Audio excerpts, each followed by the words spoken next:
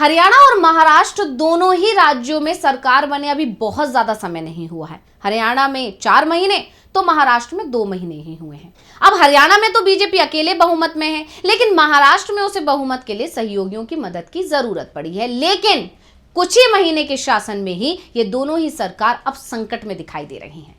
किसी भी दिन महाराष्ट्र और हरियाणा की सरकार गिर सकती है, क्योंकि बगावत दोनों ही राज्यों में हो रही है। हरियाणा में बीजेपी के विधायक की बगावत की तरफ जाते दिखाई दे रहे हैं, तो महाराष्ट्र में सहयोगियों की तरफ से टेंशन बढ़ाई जा रही है। तो आज हम अपनी स्पेशल रिपोर्ट में महाराष्ट्र और हरियाणा की बीजेपी सरकार पर बढ़ते संकट को लेकर ही करेंगे बात। नमस्कार, मैं हूं अंशिता। पहले हम बात महाराष्ट्र की करते हैं। महाराष्ट्र में सरकार को बने 2 महीने ही हुए हैं और इन 2 महीने में एनडीए की सरकार में जबरदस्त टकराव दिखाई दे रहा है। सरकार बनने से पहले ही शिवसेना चीफ एकनाथ शिंदे की नाराजगी की खबरें आना शुरू हो गई। पहले तो वो सीएम पद को लेकर अड़े, लेकिन बीजेपी के दबाव में उन्होंने हथियार डाल दिए। लेकिन शिंदे की नाराजगी की खबरें लगातार आती रहीं और इस बीच शिवसेना यूवीटी की तरफ से यह दावा तक कर दिया गया कि एकनाथ शिंदे और अजीत पवार के फोन टैप किए जा रहे हैं। संजय राउत ने कहा कि फडणवीस सरकार अपने ही मंत्रियों की जासूसी करा रही है, क्योंकि बीजेपी को इस बात का डर लग रहा है कि कहीं उसके सहयोगी साथ ना छोड़ जाएं। और ये डर ऐसे ही नहीं है, बल्कि डर का सबसे बड़ा कारण है शिंदे और अजीत की बढ़ती नाराजगी। हाल ही में दोनों ही नेताओं की तरफ से संकेत दिए जा रहे हैं कि वो एनडीए छोड़ सकते हैं। एकनाथ शिंदे ने तो अब सरकार से दूरी बनाना भी शुरू कर दिया है। वो कई महत्वपूर्ण बैठकों से गायब रहने लगे हैं। मुख्यमंत्री देवेंद्र फडणवीस ने कैबिनेट की बैठक बुलाई थी। बैठक में कुछ अहम प्रोजेक्ट्स पर चर्चा हुई, लेकिन इस बैठक में शिंदे शामिल नहीं हुए। इसके अलावा उन्होंने शहरी विकास मंत्रालय की 2 समीक्षा बैठकें भी रद्द कर दी।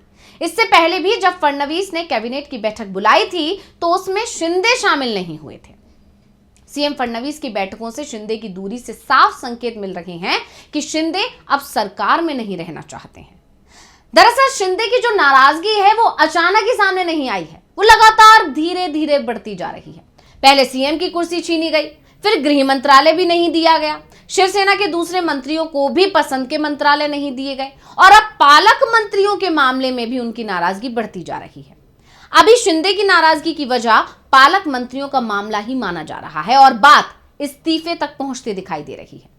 दावोस में वर्ल्ड इकोनॉमिक फोरम की बैठक में सीएम फडणवीस के लौटने के 10 दिन बाद भी अभी तक रायगढ़ और नासिक जिलों के पालक मंत्रियों का मसला नहीं सुलझा है।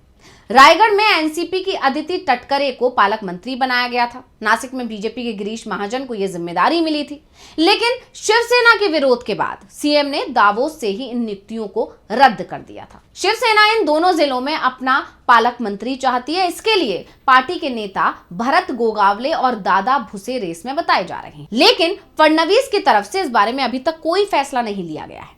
शिंदे ने इसे लेकर साफ ऐलान भी कर दिया है कि पालक मंत्री बनने की चाहत रखने में कुछ भी गलत नहीं है।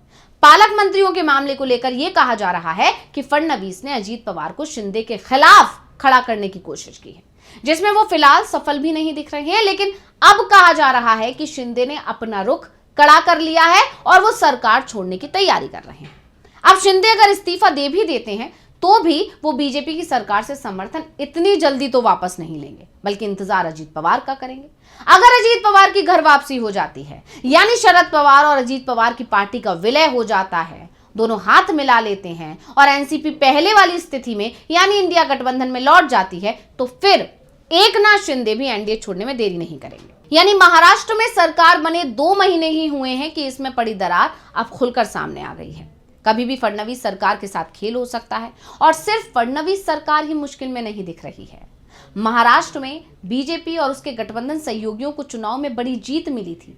विधानसभा की 288 सीटों में से बीजेपी के गठबंधन को 230 सीट मिली, लेकिन इतने बड़े बहुमत के बावजूद सरकार सिर्फ 2 महीने के अंदर संकट में दिख रही है। तो महाराष्ट्र चुनाव से कुछ दिन पहले हरियाणा में भी बीजेपी की सरकार रिपीट हुई। हरियाणा में बीजेपी को किसी सहयोगी की जरूरत भी नहीं पड़ी, क्योंकि उसके पास बहुमत है। राज्य की 90 सीटों में से 48 सीटें बीजेपी को मिली थी, लेकिन सरकार बनने के 4 महीने के अंदर ही बीजेपी सरकार कब गिर जाएगी, इस पर चर्चा शुरू हो गई है। हरियाणा में बीजेपी की नायब सिंह सैनी सरकार में मंत्री अनिल विज के जो तेवर हैं वो बेहद तीखे दिखाई दे रहे हैं। नायब सिंह सैनी पर वो सीधा हमला कर रहे हैं। उनके फोटो को पोस्ट करके गद्दार का ठप्पा तक लगा दिया गया है। नायब सिंह सैनी ने मंत्रिमंडल की बैठक बुलाई तो उसमें पहले विज पहुंचे ही नहीं, क्योंकि बैठक को लेकर जो तस्वीरें जारी की गई उसमें अनिल विज दिखाई ही नहीं दिए। लेकिन बैठक शुरू होने के करीब आधे घंटे बाद वो पहुंच गए। हालांकि ये भी कहा जा रहा है कि उन पर दबाव बनाया गया और इसके बाद विज को आना पड़ा। साफ है, विज ने अपने तेवरों से बता दिया कि वो शांत बैठने वाले नहीं है। विज के पास करीब 10 विधायकों के समर्थन का दावा किया जा रहा है। बीजेपी के पास बहुमत से सिर्फ 2 विधायक ज्यादा हैं। ऐसे में विज पर अगर कार्रवाई की गई तो सरकार ही संकट में फंस जाएगी।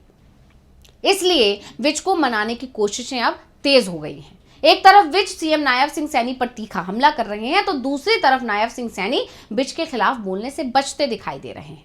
जब भी उनसे विज की नाराजगी को लेकर सवाल किया गया तो वो बार बार सवाल को टालने की कोशिश करते नजर आ रहे हैं। बाद में उन्होंने ये तो कहा था कि अनिल विज हमारे वरिष्ठ नेता हैं, उनकी सरकार से कोई नाराजगी नहीं है। हम कैबिनेट मीटिंग में एक साथ थे, डिपार्टमेंट की मीटिंग भी की। हालांकि उन्होंने कुछ सवाल उठाए, ये विज का अधिकार है, वो हमें सचेत कर सकते हैं। लेकिन विज के आरोपों को सीएम सैनी ने पूरी तरह से नकार दिया। उन्होंने ये भी कहा कि अफसरों के मंत्रियों की बात ना सुनने और सीएम ने नकारते हुए कहा कि ऐसा नहीं है, सबकी अपनी अपनी जिम्मेदारी है, सभी अधिकारी बात मानते हैं, विधायकों की बात भी मानते हैं। तो दूसरी तरफ विज को मनाने की कोशिशें भी बीजेपी आलाकमान की तरफ से हो रही हैं। बीजेपी प्रदेश प्रभारी सतीश पूनिया ने अनिल विज के साथ 2 घंटे मीटिंग की है, क्योंकि खबर आ रही है कि बीजेपी प्रदेश प्रभारी सतीश पूनिया ने अनिल विज के साथ करीब 2 घंटे मीटिंग की। मीटिंग के बाद जब विज बाहर आए तो उनसे इसको लेकर सवाल किया गया, लेकिन उन्होंने साफ साफ कह दिया कि बैठक में क्या बात हुई है वो कुछ नहीं बताएंगे। अभी सब बातों पर फुल स्टॉप लगा है, आगे कोई बैठक होगी तो जरूर पता चलेगा। मैंने अपनी बात प्रभारी के समक्ष रख दी है। पत्रकारों ने विज से ये भी पूछा कि ऑल इज वेल, यानी सब ठीक है, तो विज ने इस पर ऑल विल बी वेल, सब ठीक हो जाएगा, ऐसा कहकर जवाब दिया। तो हरियाणा सरकार में कितना ठीक चल रहा है, इसका सवाल जब कांग्रेस के नेता भूपेंद्र सिंह हुड्डा से किया गया तो उन्होंने कह दिया कि विपक्ष अगर कुछ कहेगा तो कहा जाएगा कि हमारा काम ही सरकार की आलोचना करना है। लेकिन हरियाणा में सरकार बनने के बाद 4 महीने में क्या क्या काम हुए हैं, ये सब कुछ खुद अनिल विज ने ही बता दिया। अनिल विज ने साफ संकेत दे दिए हैं कि उनके जो सवाल थे अभी उनका हल नहीं हुआ है। ऐसे में जो लड़ाई चल रही है वो अभी थमी नहीं है। यानी हरियाणा की बीजेपी सरकार पर जो संकट आया हुआ है वो कुछ दिन के लिए तो टला है, लेकिन संकट अभी भी बरकरार है। वहीं दूसरी तरफ महाराष्ट्र में भी हालात में किसी भी तरह का सुधार नहीं दिखाई दे रहा है।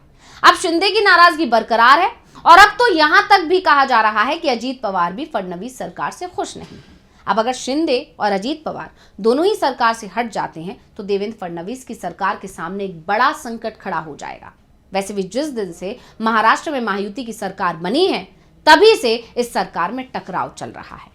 यानी महाराष्ट्र और हरियाणा की जीत को लेकर बीजेपी जितना उत्साहित थी अब उतना ही टेंशन उसकी बढ़ गई है। तो रिपोर्ट आपको कैसी लगी हमें कमेंट करके अपनी राय जरूर दीजिएगा। इसी के साथ मुझे दीजिए इजाजत। देखते रहिए डीवी लाइव। नमस्कार।